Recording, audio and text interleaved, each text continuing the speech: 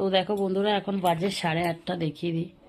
এই দেখো, তো এখন আমি কি করতে বসেছি দেখো। কালকে দাদা ভাই রাত্রিবেলা যুক্তি ফুল নিয়ে আসছে। যুক্তি ফুল এটা কালকের বেগুন দিয়ে ভাজবো, কারণ লোকে লাল আলু দিয়ে খায়, যদিও আমাদের বাড়িতে মিষ্টি আলু চলবে না বা আলু চলবে না দাদা ভাইয়ের ডায়াবেটিসের জন্য।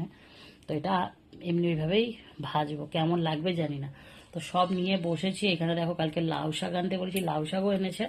লাউ শাক আমার ভীষণ ফেভারিট একটা মানে শাক। আমি অন্য ডাঁটা বা শাক পছন্দ করি না, লাল শাকটা কিন্তু ভীষণ ভালোবাসি, মানে লাউ শাক আর লাল শাক, তো এই দুটোই আমি খেতে চাই।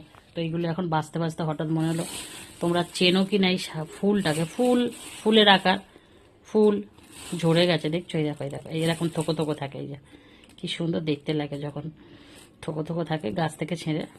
মানে খাইনি কখনো, পেরেছে পাড়তে দেখেছি।